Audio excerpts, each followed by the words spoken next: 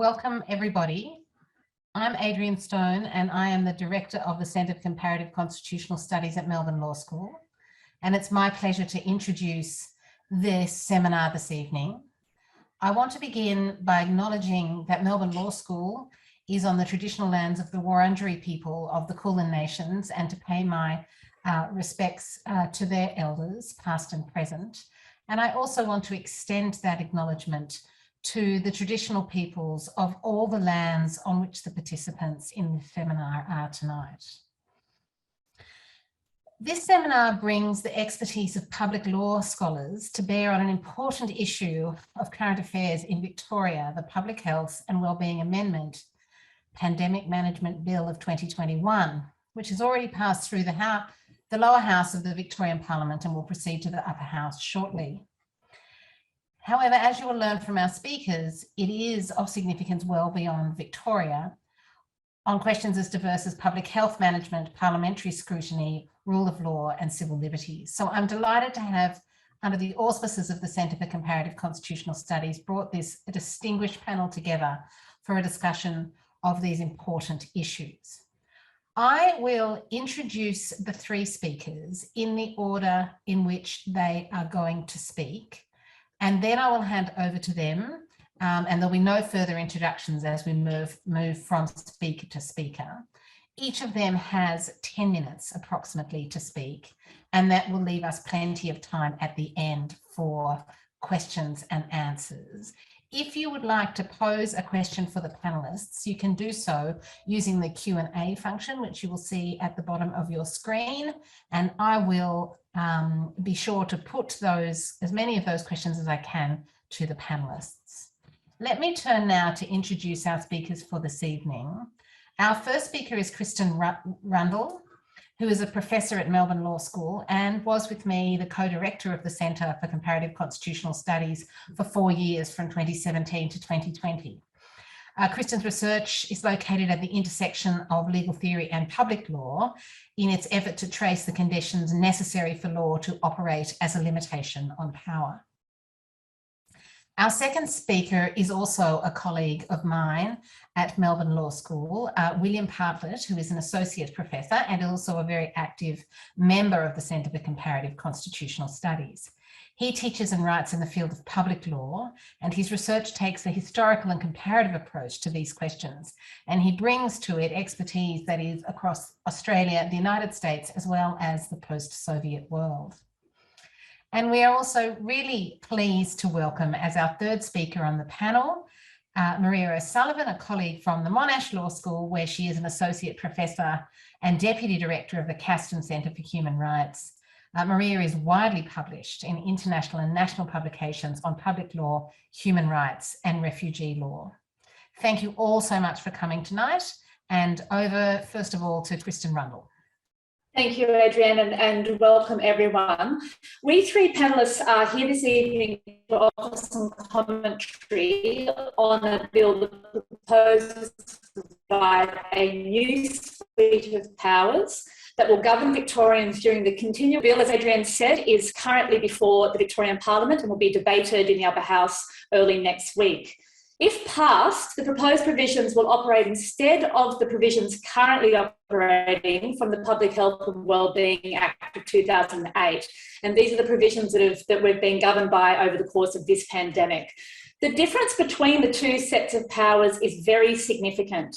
Until now, we've effectively been governed under around 3 provisions of the 2008 Act that apply to public health emergencies in very general, meaning not pandemic-specific terms.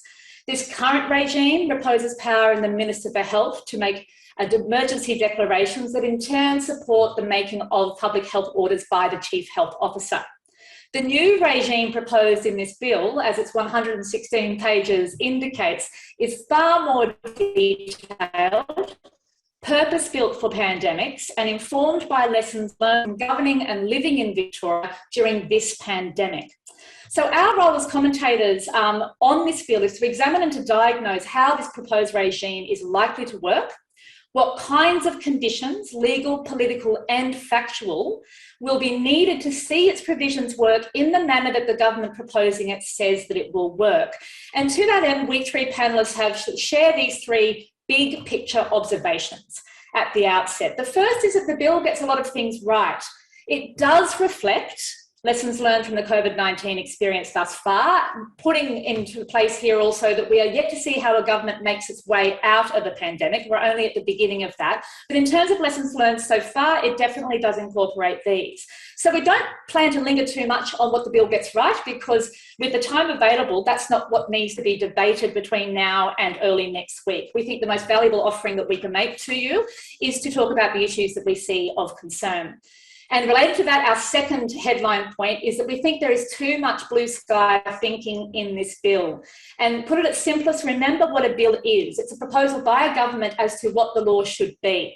When it becomes law, it does so not just for the current government, but for all governments to come until such time that the law is changed, and this being more of an if than a when proposition.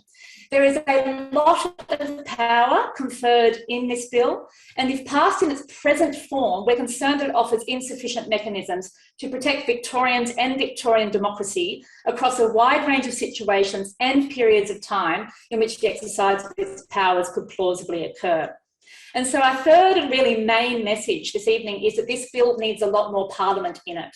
It needs more participation from Parliament, both in terms of some amendments to the current bill to get it into better shape, but also throughout the operation of the powers proposed to be granted through it.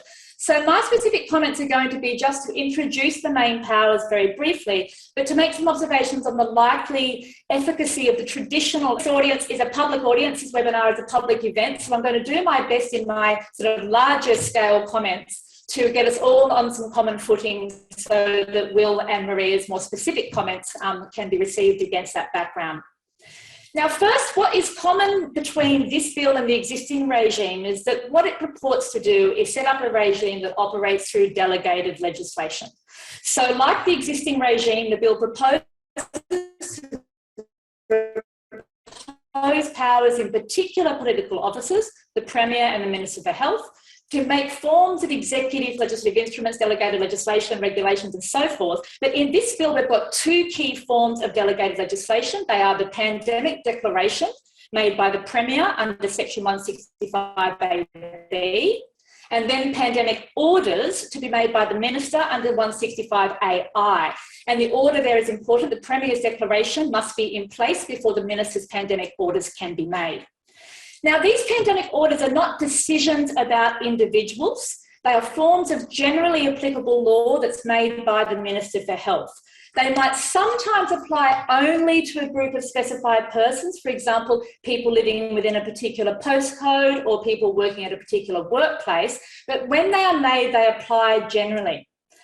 To make a pandemic declaration, the Premier needs to be satisfied, so that's a subjective standard, not an objective standard, that there's a serious risk to public health that's arising from either a pandemic disease or a disease of pandemic potential. These are all defined in the Act. And that's what kicks off the whole governmental regime.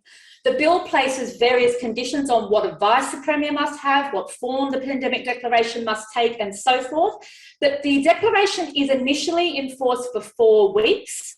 But there's additional power provided to extend that declaration for an unlimited number of 3-month periods. Once the declaration is in place, the Minister can make the pandemic orders in circumstances that he or she believes is reasonably necessary to protect public health. So another subjective standard and opinion of the Minister.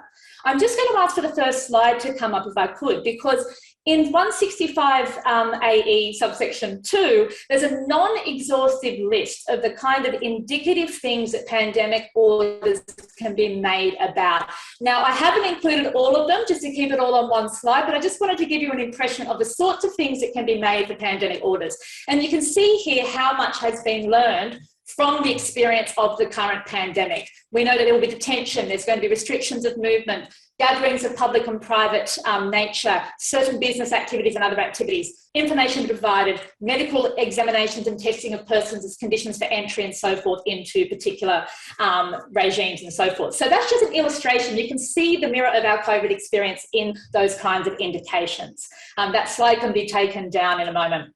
So what I'm going to do is talk to the accountability mechanisms that are envisaged to apply to these declarations and powers. These are the traditional mechanisms, and they are going to be both political in nature, meaning Parliament is in control of the mechanisms, as well as judicial, meaning that the courts might have some role in the accountability.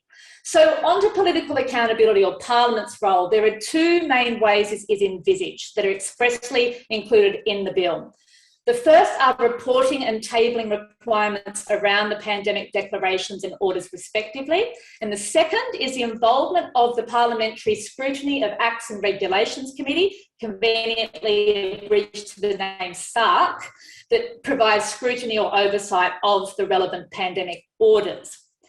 My comments on the reporting and tabling is simply these. There's a lot that needs to be included in the pandemic declaration report, just as there's a lot that needs to be included in the tables of the documents that come with the pandemic orders. And that's all a very good thing.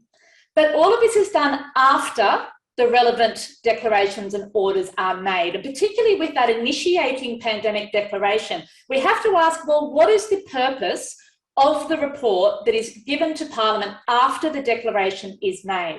It is basically being given to Parliament for information or for noting. There's no suggestion that there's any consideration of Parliament that's needed, or indeed any action that Parliament will be taking.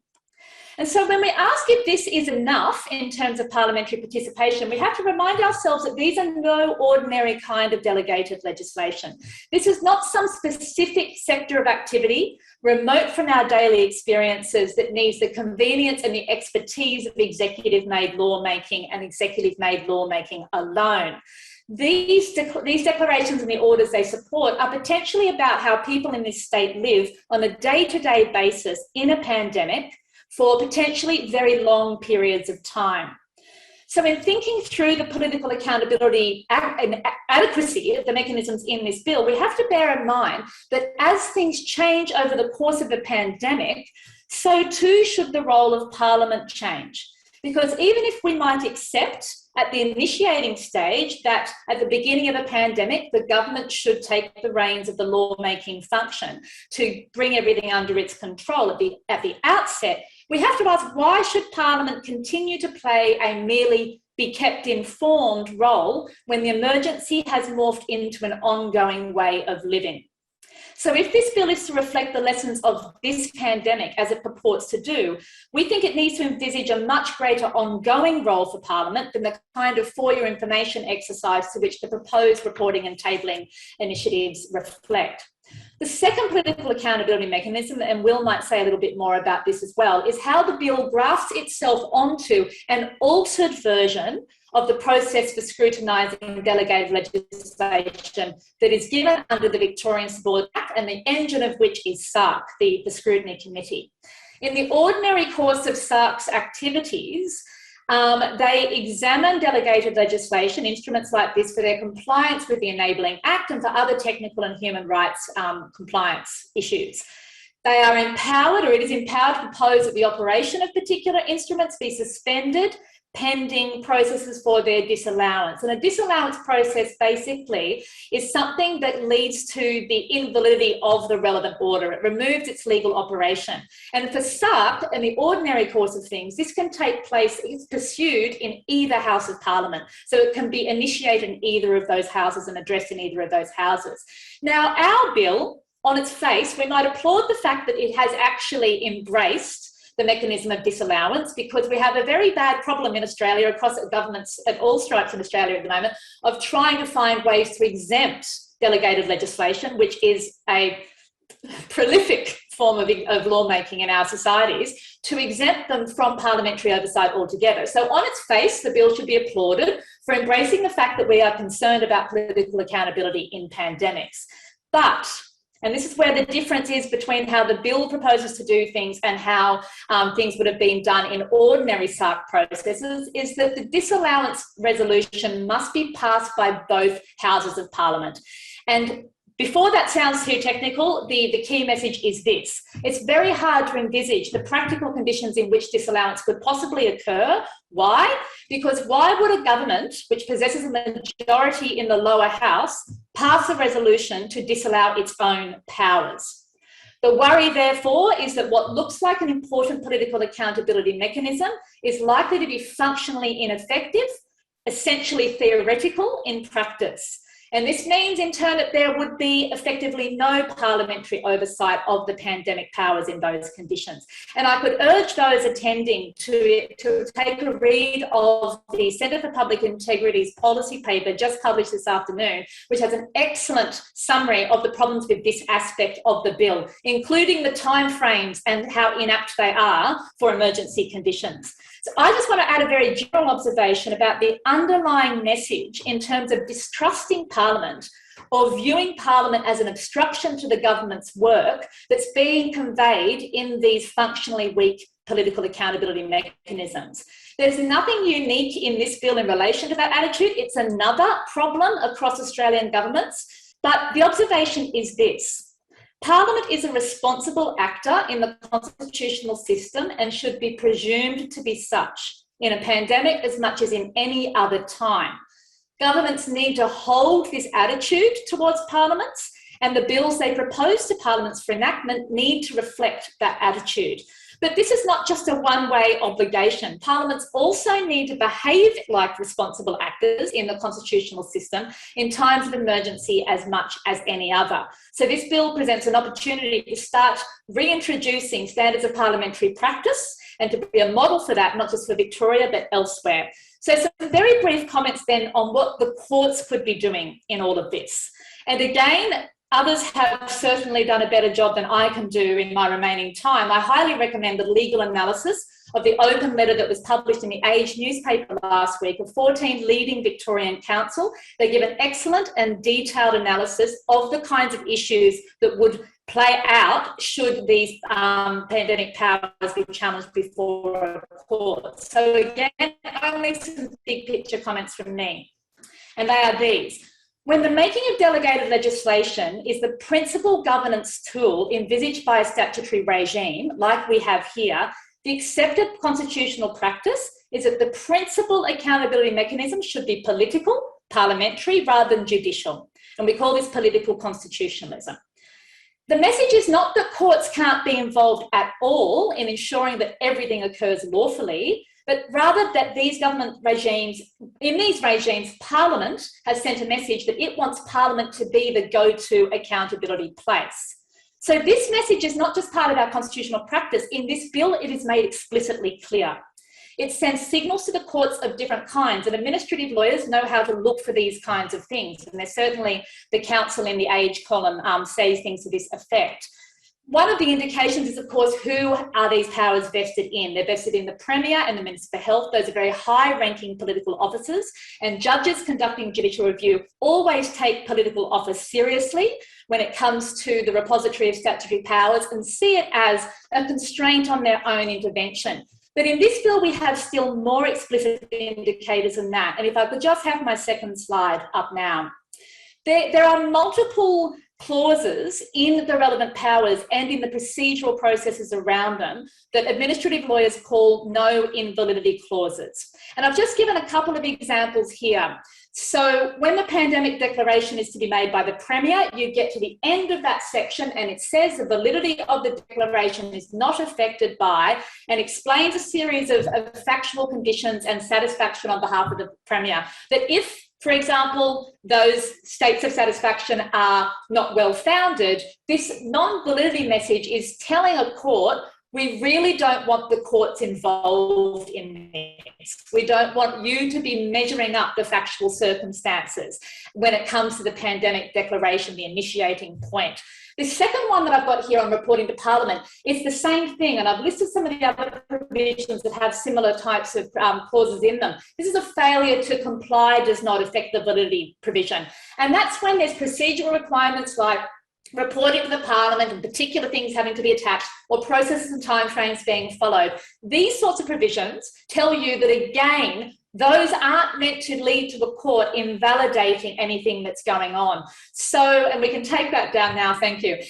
These are simply messages that the Parliament is giving through the statute to the courts to tread lightly on pandemic government territory, and the courts take that seriously. So the upshot in conclusion is this. The avenues for legal or judicial accountability envisaged by this bill are likely to be weak in practice, or tentative or cautious. In a healthy constitutional order, the weakness of one accountability mechanism is balanced out by the strength of another. So in relation to the powers in this bill, that means that Parliament remains the key accountability actor. That's its message. And yet the mechanisms, as I've explained, are weak there as well. And so this gives us another reason, the weakness of the legal accountability mechanism gives us another reason to insist the parliamentary avenues for oversight and accountability in this bill need to be strengthened and perhaps to reimagined altogether. And on that note, I'll hand it back on to Will. Thanks.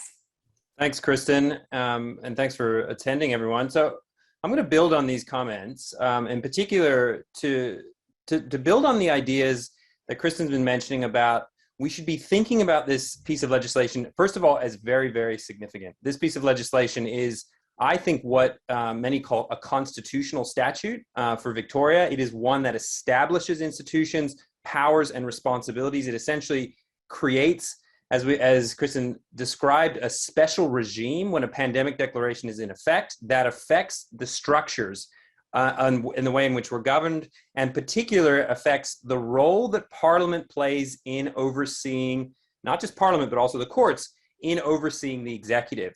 And one of, I think, the key concerns that we have on this panel, as well as in the Center for Public Integrity public paper that was just released today, is concerns about the extent to which this piece of legislation is creating a form of executive governance through delegated legislation that is not subject to sufficient forms of oversight.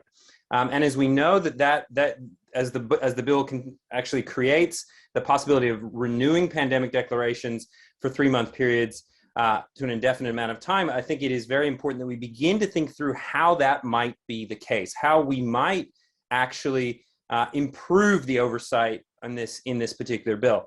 As Kristen mentioned, the bill largely takes a political approach, or at least seems to take a political approach, by breaking with the old Public Health and Wellbeing Act's technocratic approach, whereby everything was governed by or had to be based on the public health advice. This is now taking a political approach. The Premier makes a pandemic declaration on the basis purely of his or her satisfaction. So it's a subjective test that a certain set of circumstances are in effect, and then that triggers the powers that go to the health minister, who can then make similar pandemic orders purely on the basis of subjective determinations of what is appropriate.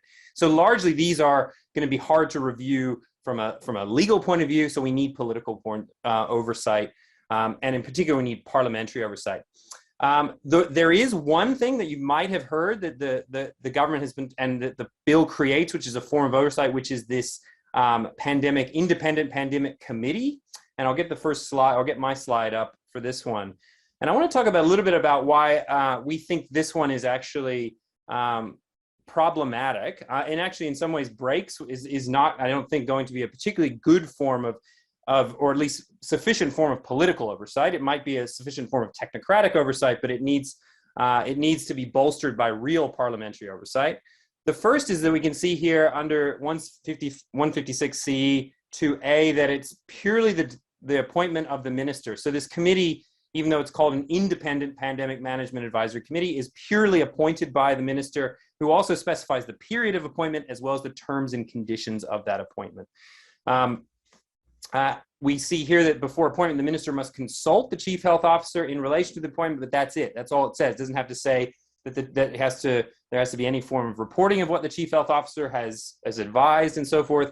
We also see here as well that there needs to be certain, this committee is going to be quite large, at least 25 members, and that they encompass all of these different areas: public health, infectious disease, primary care, and so forth and so on. Now, this type of independent committee, external to Parliament form of review, on its own is not necessarily problematic, but is really, I don't think, sufficient to allow the form of real political accountability tied to Parliament, which is very much the form of accountability that we've seen and that is part of the Australian tradition of responsible government. Because as we think about, as Australia's constitutional system, both in Victoria as well as at the Commonwealth level, has developed out of the British tradition, it is the idea that Parliament is the basal institution. Parliament is the institution that is the most representative institution and is the one that therefore should oversee.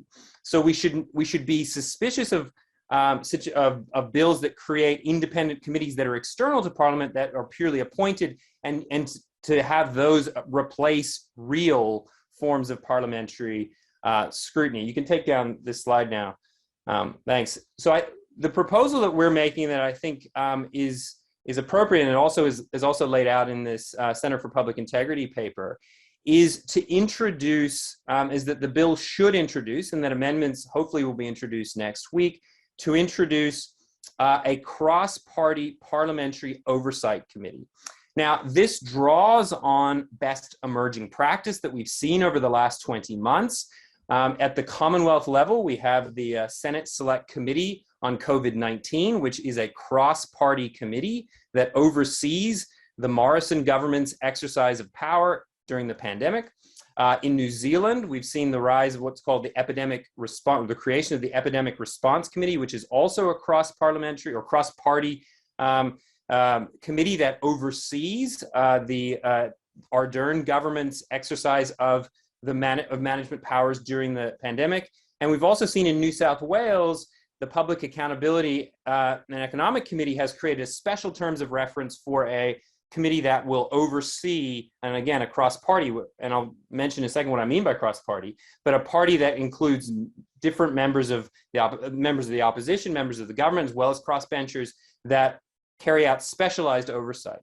Now, why is this type of oversight, why would this actually be an important amendment to the particular bill? Because I think this type of committee actually can provide the broad oversight that Kristen was talking about as being at the very center of the importance of a parliamentary system, a form of political constitutionalism, whereby Parliament plays a key role in protecting rights and ensuring that the executive is held to account. Now, what would we suggest? How would this operate? The first suggestion would the bill should create this cross-party parliamentary committee immediately upon the introduction of a pandemic order by the Premier. It should be created immediately. It should go into effect. It should be able to sit remotely if the circumstances are such that Parliament cannot actually sit.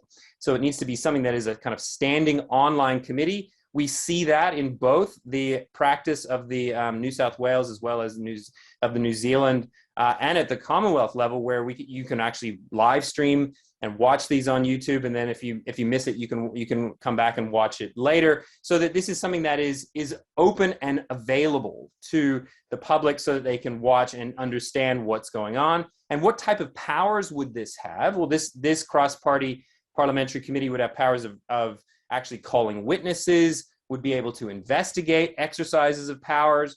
Now, in many cases, this would be a retrospective kind of oversight. It would be looking at what has happened, but in many ways that's important. It's an important way in which Parliament can protect itself against these really broad delegations of power. Now, a key question as well is who would be on this committee? How would we be set up? One way that we propose in the policy paper is to have equal numbers of the government and the opposition, and then the upper house would then elect a certain number, maybe 3 to 5 members, who would then be independents or crossbenchers. And that this kind of mixed setup would be one that could then provide the broad oversight and then could work with the Scrutiny of Acts and Regulations Committee. As Kristen said, doesn't have a whole lot of actual, it's mainly a recommendation power under the current pandemic bill, but it at least has the power to review and to recommend.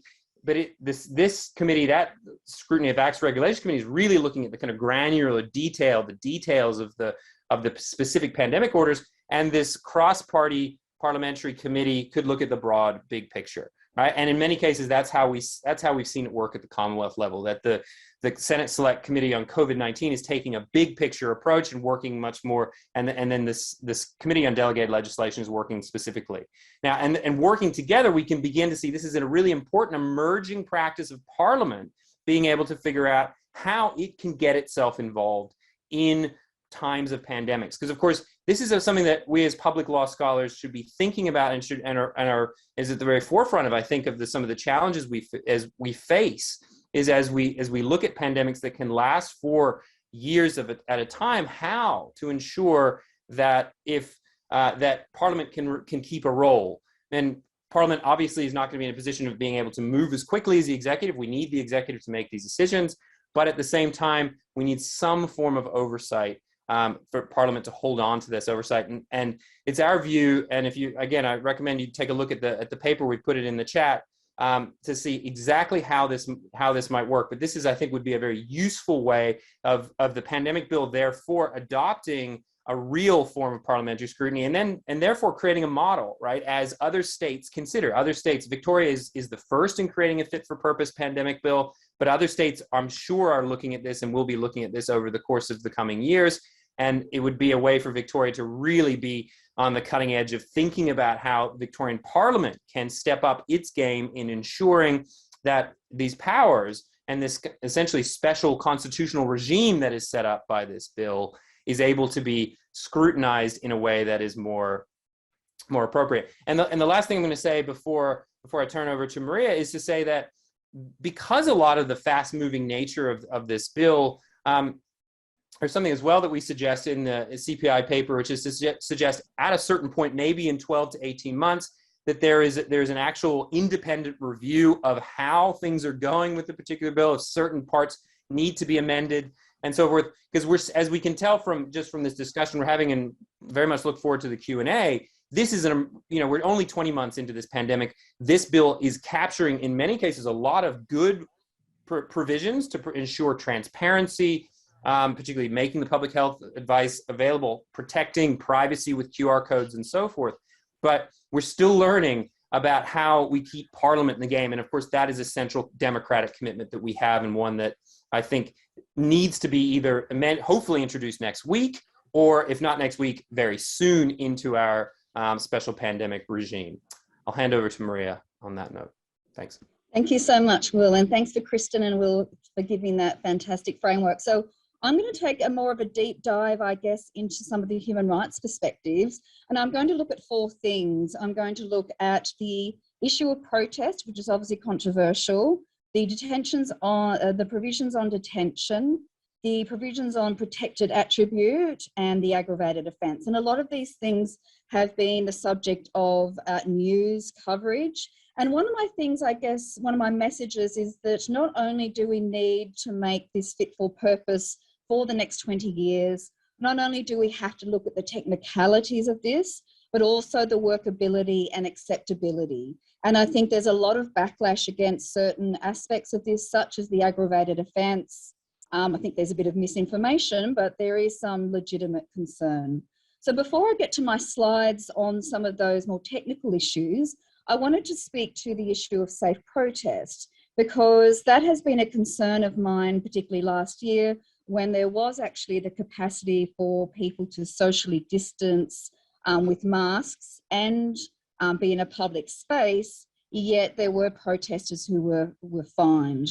So again, as Will said, we've addressed some of these issues in the position paper, and one of the positions I do take, and we do take as a group, is that there needs to be more recognition of the lawfulness of protest. So obviously in a hard lockdown where everyone is subject to a curfew, that might be different, but where there are reasons for leaving so-called essential activities, my argument is that protest should be reconceptualised as one of those essential activities. I might get my first slide up on detention. Thanks, Astari. Great, so let's take a deep dive into two sets of provisions relating to detention. And I come to this space for, 20 years working in refugee law. So I'm always quite aware of anything that doesn't have an upper limit. because obviously we know with Al-Kateb, the infamous High Court judgment about the constitutionality of indefinite detention. As I've underlined there, one of the problems is that the pandemic management general powers include the detention of a person in a pandemic management area for a period the authorised officer believes is reasonably necessary to eliminate or reduce a serious risk to public health. Now, obviously, I'm cherry picking one particular provision, and this is a complex act, but I am concerned about the fact that there is a belief there, and then it talks about being reasonably necessary to eliminate or reduce. So the breadth of that is of concern to me, the subjectivity, and also the fact that there is no upper limit. And one concern I have with the way the bill has been drafted is that in the debates last week, they were saying, well, yes, there may be some issues here in the legislation itself, but we don't foresee that this will be enforced in this way or implemented in this way.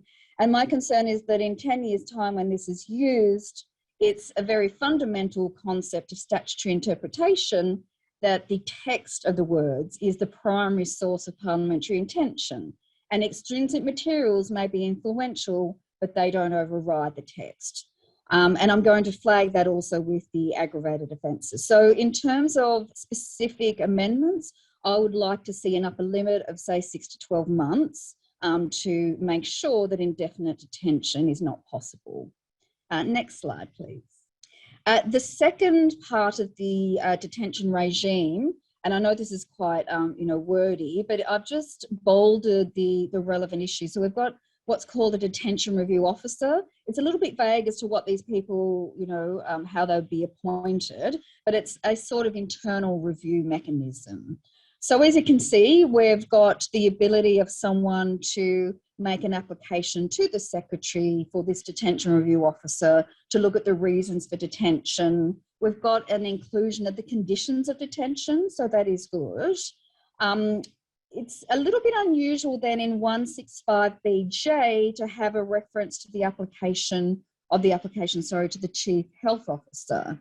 I find that very unusual. So firstly, it's unusual. I think there also has to be some outside mechanism.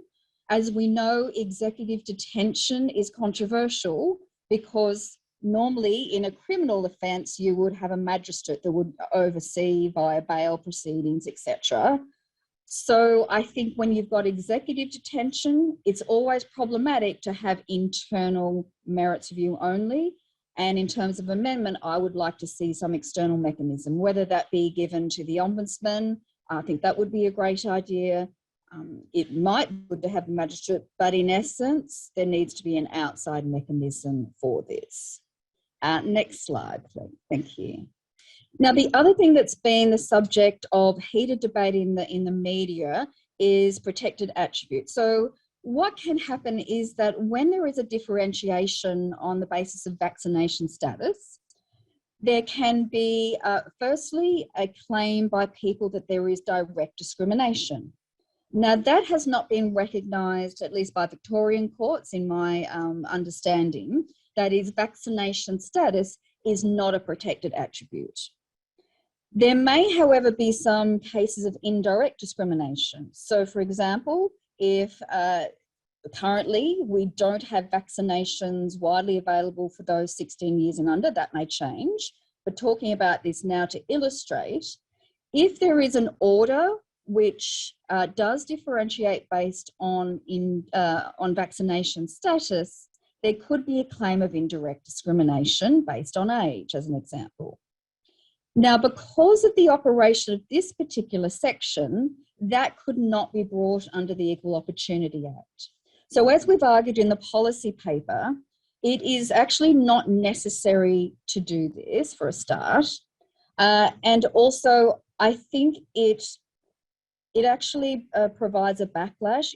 It provides that this legislation will not be workable and accepted by the public. And then lastly, one of the issues is that Section 86 of the Equal Opportunity Act already makes consideration of health matters a relevant consideration. So basically my takeaway message about this particular section is that it's not necessary. We don't recognise differentiation on vaccination status, and any other indirect discrimination issues should be dealt with, and any health reason is reflected already in the Equal Opportunity Act. And then last slide, please. The other very controversial issue is aggravated offence, and I'd actually really like some feedback on this in the chat, because again, I've got a concern with the highlighted bit there, 165BOB. It says the person knows or ought to know that a failure to comply with a pandemic order is likely to cause a serious risk to health. Now that is defined elsewhere, but as you can see, the penalty for a natural person is 2 years. There is some sort of precedent, if you like. In Western Australia, they have a similar provision and it's 1 year. And again, I get a little bit concerned in the debates when, in the parliamentary debates, that is last week, when they were saying, well, there is an example of this elsewhere. We do need to look at whether it's justified within our jurisdiction. So my concern is that if someone, for example, goes to a protest and they may be a secondary contact, they may have a suspicion that they are, but they haven't yet received the text from the Department of Health. They go to a protest, perhaps they don't wear a mask. Is that sufficient to bring forth this aggravated offence? And would that be applicable to a group of people? Again, in the parliamentary debates last week, they said, well, this is not what we foresee the offence to be used for. And then also some consideration was given to 219, that proceedings must not be brought unless the secretary, gives or the chief commissioner gives the go-ahead to that. I'm not sure whether I think 219 is a sufficient break, and I am concerned about the breadth and propensity for this aggravated offence to have a chilling effect on things like protest, and also more generally result in arbitrary exercises of power. So that completes my presentation. I'll hand it back to the panel. Thank you very much to all of you. We have some questions in the chat, and I'm going to put them together. Hopefully we will get through as many as we possibly can. I will indicate who I think on the panel they might go to, but of course, if others of you want to intervene, please do so. Let me start with some questions from Dylan Davidson, all of which relate to disallowance. So I might invite Kristen to come in on these initially. He asked, should all legislative instruments made under the bill be subject to disallowance from either house, rather than requiring them to act together, and without first needing the assent of a majority on the SART, given that Labor has a majority on that? Also, should disallowance be permitted on any basis that the Chamber thinks fit, rather than for ultra vires or incompatibility with the Charter? And the last question here, should tabling of delegated legislation under the bill occur more rapidly, so that disallowance can be moved quickly after an instrument takes effect? Kristen, could you perhaps have a go at those? Yep. I'll kick us off, and I will probably hand over to Will and Maria as well, because they're the co-authors of the CPI paper that looked at these issues more closely. I'm going to start with the last point first about the tabling and how rapid it is and so forth. I think the big picture answer to that question is the point I made in my presentation about what should the role of Parliament be over the course of a pandemic and its governance. So the tabling requirements around, for example, the first pandemic orders made might be done in a very fast period of time, but then would it be adequate to have the current provisions in terms of the timeframes, which are quite lengthy, for tabling as the particular program goes ahead? So the way that, what I'm trying to say is that the sorts of moving parts that we're seeing here, and including the proposals that Will has put forward for better parliamentary scrutiny, would then inform the way that these other mechanisms work. And so they're moving parts not only with respect to the mechanisms, but also with respect to different factual circumstances of time and place and so forth at particular periods of time. So that's my first response to the tabling.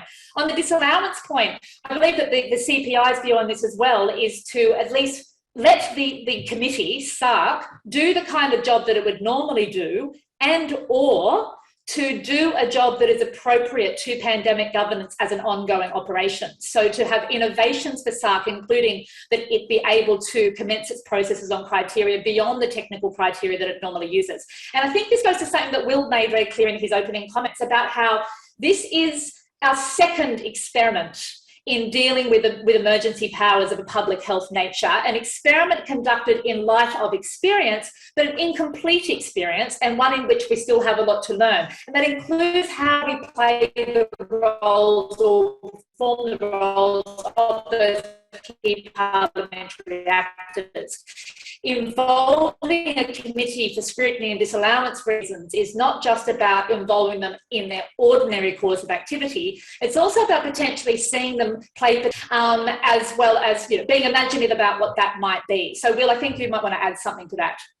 Yeah, I mean, I think it's, in terms of the disallowance power, I mean, you wouldn't expect the disallowance power to be used very frequently at all during a pandemic. In fact, you would want it to be probably not to be used at all.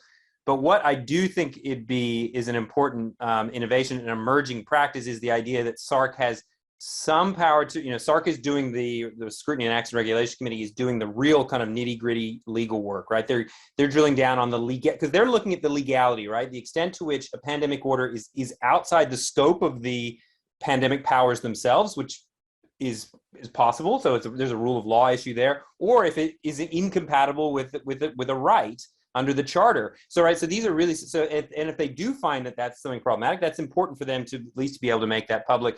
And that's something then that could get picked up by this broader cross-party parliamentary committees working through and say, well, how did it happen that this happened this way? So, and you hope that what's going to work on the government is the political accountability. The media picks this up, and then they back off, right? And we saw that a little bit with the tower lockdowns in North Melbourne and Flemington last. The government really did move quickly, and later on, I think it really faced a lot of political heat for that, rightly so, I think. And the ombudsman put pressure on them, saying it was clearly unlawful and so forth. And hopefully that's fixed some of their processes internally. So that's really what we're getting at with this, how these parliamentary committees would work, is that they would kind of work together. So give SARC a little bit more power to respond a little bit more quickly. And I think Kristen's right. The speed is actually more important than the actual formal disallowance power. And then they're able to then work with a cross-party parliamentary committee to say, well, what's going wrong here? Let's call a witness. Let's call in a minister. What can we say? How are these, calling like kind of public law experts to talk about, how these things might be done in a different way. So we get a little bit more scrutiny on this. And that's kind of a way that Parliament can continue to kind of oversee. So we have responsible government, i.e. the executive being responsible to Parliament. Yeah. And I'll just add to that. Why tie the hands of Parliament in a pandemic when it can become an ongoing way of living for a period of time? It makes no sense democratically to envisage the roles of these parliamentary actors in ways that keeps them in their box as much as possible. Now that we know what pandemics are, they're not over in 2 weeks. Yeah. And Parliament is a place for deliberation, right? Here, public deliberation about this. So not necessarily one of kind of legal disallowance and cancelization or invalidation, but public deliberation. And it gives, we see a lot of public deliberation in the media, but let's bring Parliament into that as well to help ensure that, because that's really, I think, how we come to better policies over time during the long-term effects of pandemic. Okay, let me move on. Julie Debblejack asks, how effective has the Commonwealth Parliamentary Committee been during the pandemic? And her commentary is as follows. The Commonwealth seems to have sidestepped all sorts of responsibilities for the public response to COVID. So can we really assess whether the Commonwealth's parliamentary committees would have provided whether the Commonwealth's parliamentary committee setup would provide an effective oversight for a jurisdiction like Victoria? Do you want to take that, Will? Can I just start with one very general comment about the the Scrutiny of Regulations Committee at the Commonwealth level, and that is that, to its absolute credit, it continued sitting even while Parliament was not sitting. It continued insisting that it should be able to do its work. It continued to point out the number of Commonwealth legislative instruments that was subject to, which were exempt from disallowance, and continued to point, it was about 20% of the COVID legislative instruments at the Commonwealth level, that committee was terrific, basically, in trying to do what it could do within a regime in which it wasn't even allowed to have a role with respect to a lot of the instruments before it. So that was just a comment on how that committee conducted itself. Will or Maria might have things to say as to the Senate committee vote. Yeah, and just building on that, it goes to what we were talking about before. It's important that these committees become more visible, I think, to the public and to the media during a pandemic. You know, as Kristen's pointing out, these committees do, and at the Commonwealth level, we're doing a lot of work. But I think at some point, at some level, because to some extent we might have lost a little bit of contact with this parliamentary tradition of protecting and holding the executive responsible, where, you know, we think, oh, well, courts do that job. Well, courts, as we've found during pandemics, are not the place you want to go. They're not the very effective ways. They're slow, and there may not be the best way to kind of go, because they either invalidate or they don't. Whereas Parliament, actually, this is a real opportunity for us to bring Parliament back in, but that's a broader project of raising the visibility, because Parliament plays a role through deliberation, through discussion, and that's important. So I think, yeah, so as Kristen suggests, they're actually been doing more that it may just have been low level because it hasn't really been noticed. The other thing that, of course, the Commonwealth, we've seen at the Commonwealth level, is just massive abdication of power, right? The Commonwealth has not exercised any quarantine power. The Commonwealth has chosen not to exercise any legislative power with respect to state borders or anything like that. The Commonwealth has largely left this to the states, right?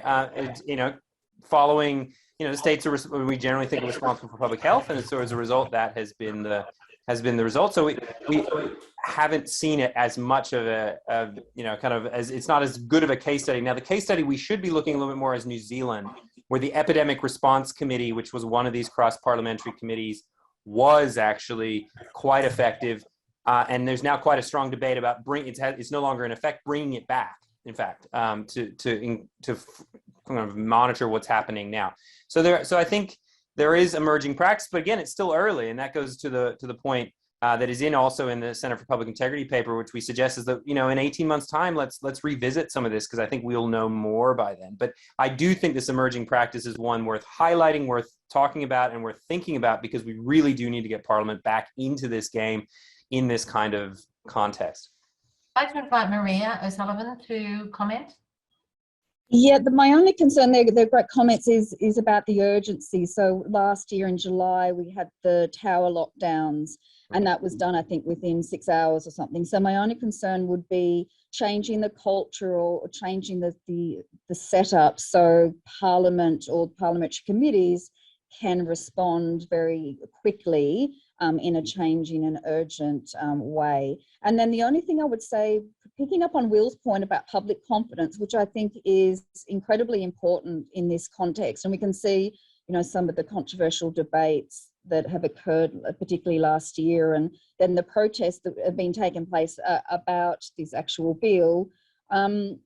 Yeah, we can also have transparency by, just putting things on the website. So, for example, I think it's 16AO actually requires the statement of compatibility for the charter to be put on the internal website. So, yes, obviously parliamentary committee systems are great, but there are other ways we can also have transparency and public confidence. Thank you very much.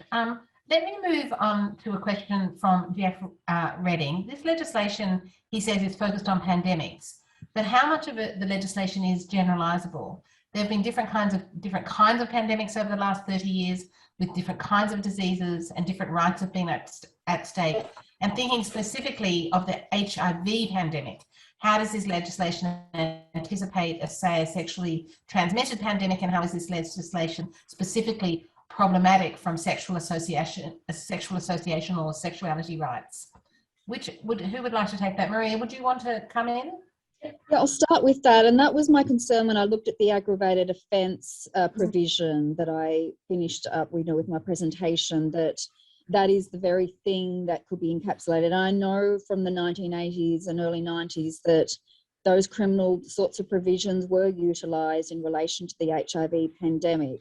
So I think that is a concern. Now, whether a sexually transmitted disease would, actually meet the threshold of a pandemic is another thing, and slightly outside my area of expertise being more medical in nature, but say it was, yes, I think there would be concerns, particularly with the protected attribute and the aggravated offence provisions in the bill.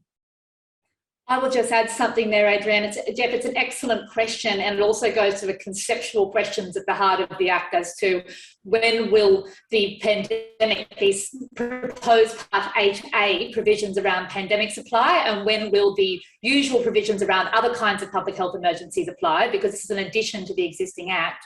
And it also points to the fact that the Premier's declarations as to the commencement of a pandemic, where the government's regime kicks in, it's also within the Premier's discretion and the Premier's formation of opinion as to when it all ends. So we have not only conceptual questions about what is a pandemic and who decides what counts as a pandemic, we also have questions about when does a pandemic end? Not just when do we say it starts, but when does it end? And I think that it's a really astute observation and question of yours, because there could be a whole lot of factors that come into decision-making around all of those points, depending on the nature of what's at issue. It's a really good point. Okay, it's going to be difficult to get through all the questions in the remaining time, so I'm just going to have to use the chair's prerogative and be selective. I have a professional interest in this question from Janet McLean. Should there be any provision for public law advice to be disclosed to the scrutiny committee? As quickly as possible, anyone on the panel want to respond to Janet? I'd say why not? Yeah, so that's, it makes sense to me. I mean, the big, there's a discussion on the front page of the Victorian website about this, is the importance of transparency. So, I'd say the more transparency, the better, with respect to, particularly with respect to parliamentary scrutiny, because it has been the case that, in other levels and other jurisdictions, when these cross-party committees have been in operation, the media has worked with them, and the more that's available, the more the media has to work with to try to hold government's executives to account. So I think that's very important. The more transparent. And could I also say, adding to Will's observations earlier about how this is meant to politicise pandemics more than they have been to this point, in the sense that the political heat around who makes what decisions is now squarely on premiers and ministers. It's not on the Chief Health Officer, which was a flaw of the original Act. But if that's the case, if we're moving to medical advice being part of the considerations that have to go into the proper exercise of these powers, then legal advice around what else might be at stake is more important than ever. Because if we're not saying everything's down to what the Act thinks the politicians should be doing in these particular circumstances, then we've also legalised a little bit in as well as taking away from the medical to the political and the legal, such that advice as to implications of exercising the powers in particular ways becomes more important to the public scrutiny processes of the committees that they envisage in the bill, but also the kind that we hope might follow from Will's thoughts on that matter. Well, I'm going to just push a little bit close to time with one more question, and I want to bring Maria in on and the other panelists if they wish. And it's a question from Joy Helena Ferrari, and she asked this: should the legislation be amended to ensure that the Premier's subjective declaration be limited to the degree in which there is an imminent risk? So you can see the question in the chat. Maria, do you want to comment on that? It seems to me it goes quite to the heart of the bill. Yes, well, there is a provision at the moment that there doesn't even need to be an actual risk to Victorians. I think if there is a pandemic elsewhere in Australia or even internationally. Look, I think that we can look at the technicalities of whether it's an imminent risk or just a general risk. I think my opinion would be it's the mechanism that's taken into account. So the fact that he or she has to consult with the Chief Health Officer. Now, the Premier doesn't need to be bound by the Chief Health Officer, but I would say my concern is more about the mechanisms and some of those other issues I looked at, rather than the risk, the definition of risk in the Act. But Will and Kristen may disagree with me on that. I would only add 30 seconds to do so. 30 seconds. The no invalidity clauses that I pointed out, which have a signal for the courts to stay out of this territory in terms of scrutinising that state of satisfaction, and what informed it is a signal that this would not be settled in the courts. So it's not that it would not be, but the courts are going to tread very lightly. So that adds to Maria's mechanism point. Will, should it be amended? Yeah, I just don't think you can. I don't think the changes, the legalistic changes, aren't going to make any difference, right? Because the courts aren't going to play a role. You just need more parliamentary scrutiny to put political pressure on them. That seems to be, if that's the model, then put it in there. Okay, it's thank you very much for dealing with that all so succinctly. It falls to me now to bring the panel to a close. You've traversed enormous ground and a lot of questions. Thank you very much for doing this and for pulling this seminar together at a time when the bill is so topical. And I'm sure that the participants join with me in thanking you all for your participation. Thank you. Thank you. Yes.